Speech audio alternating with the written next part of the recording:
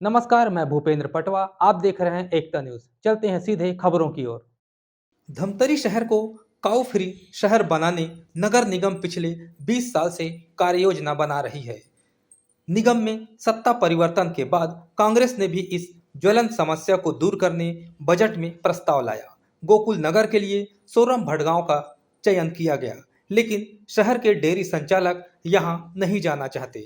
ऐसे में गोकुल नगर बसाने की कार्य योजना ठंडे बस्ते में नजर आ रही है।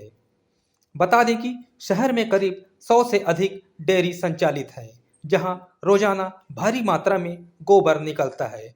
कई डेयरी संचालक इस गोबर को नाली में ही बहा देते हैं। ऐसे में नालियां जाम हो जाती है। लोग मच्छर और गंदगी से अलग परेशान रहते हैं।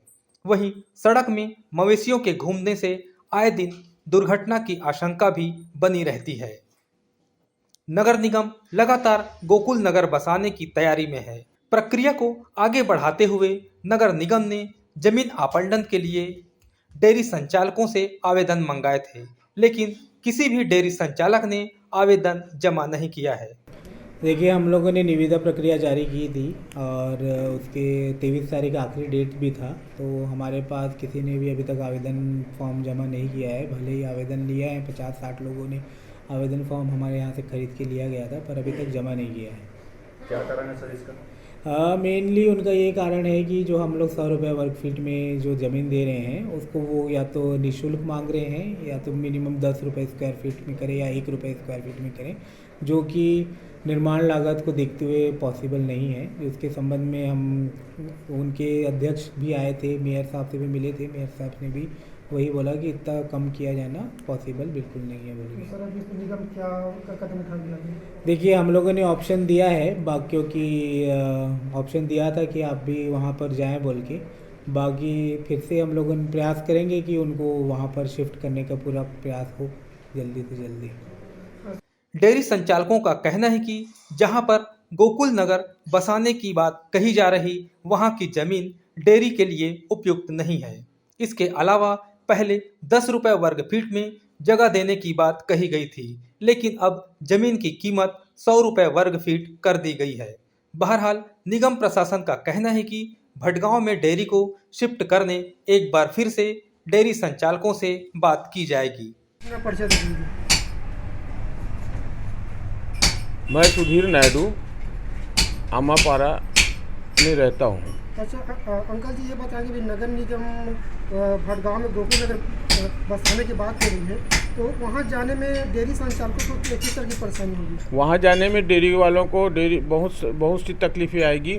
वहाँ पहली बात तो ये है कि वहाँ जाने आने के लिए अब 4 से 5 किलोमीटर है। वहाँ जाने आने के लिए गाड़ी रखना पड़ेगा।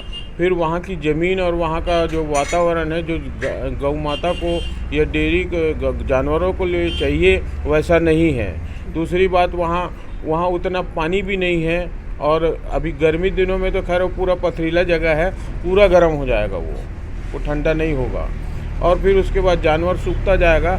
जो डेयरी अगर 10 जानवर भी हम वहाँ ले जाकर रखते हैं तो हमारे हाथ में 2 जानवर नहीं आएगा। तो आप लोग क्या चाहते हो, क्या होना चाहिए इसमें? मैं अपना बता सकता हूँ। मेरे पास तो मैं घर के अंदर में डेयरी रखा हूँ और मेरे पीछे जानवर डबरी में खेत में चरते हैं, और मेरी कोई दिली इच्छा नहीं है कि मैं वहाँ जाऊँ। और मेरे पास उतना अमाउंट और उतना पैसा भी नहीं है कि मैं जमा करूँ, क्योंकि मेरी स्थिति उतनी ज़्यादा तगड़ी नहीं है ना। मैं 5-10 जानवर रख के मैं अपना चला रहा हूँ डेयरी को। और डेयरी भी क्या चला रहा हूँ, 20 किलो दूध सुबह होता है, 20 किलो शाम को होता है। उसी को मैं बेच के वही जानवरों में लगा के उसी को मैं कर रहा हूँ। मैं राम नरेश पांडे, सर दक्षिण वार्ड डेयरी संचालक। अच्छा, महाराज जी भी नगर निगम के भटगांव में गोकुल नगर बसाने वाले हैं, तो भी आप लोगों की समस्या क्या है वहाँ जाने में? हम लोगों को समस्या ये है कि एक तो वहाँ पथरीली ज़मीन है, और पथरीली ज़मीन के कारण से वहाँ जानवर जो है तापमान सह नहीं सकते, इस कारण वहाँ जाने के लिए इच्छुक नहीं थे। मगर पूर्व में भारतीय जनता पार्टी ने भेजने की कोशिश की, सब व्यवस्था करने की कोशिश की, और ज़मीन जो है बहुत कम रेट में देने के लिए तैयार थी। तो अभी इस समय कांग्रेस की सरकार बैठी हुई है नगर पालिका में। अब ये बगैर डेयरी वालों को सलाह या मीटिंग बगैर लिए ये डेयरी के लिए प्रोत्साहित कर रहे हैं। तो मैं ये चाहता हूँ कि कम से कम नगर पालिका पहले डेयरी वालों को बुला करके मीटिंग कराए और इसके बारे में जानकारी दे। तो उस जानकारी के आधार पर अगले माने भारतीय जनता पार्टी कार्यक्रम में जो फैसला हुआ है उसको हम लोग रख लेंगे सामने में। उसके बाद वो निर्णय लेंगे भाई क्या है कैसा है। अभी जो रेट ये लोग लगा रहे हैं वो बहुत ज़्यादा लगा रहे हैं। और फार्म लेने के लिए एग्री किए थे तो बहुत से आदमी जो है फार्म लिए हैं और जमा नहीं किए हैं। अब बहुत से लोग लेवे नहीं किए जमा जाओ तुम्हारी। तो हमारा कहने का मतलब है कि पहले मीटिंग कराए उसके बाद निर्णय ले। और हम जाने के लिए तैयार हैं, मगर जो पूर्व में जो रेट निर्धारित हुआ है उस आधार पर जाएंगे और हमको सब सुविधा चाहिए। महाराज जी धमतरी में कितने डेयरी होंगे? कम से कम 100 डेयरी है। आज बस इतना ही। अगले बुलेटिन में फिर मिलेंगे, तब तक के लिए नमस्कार।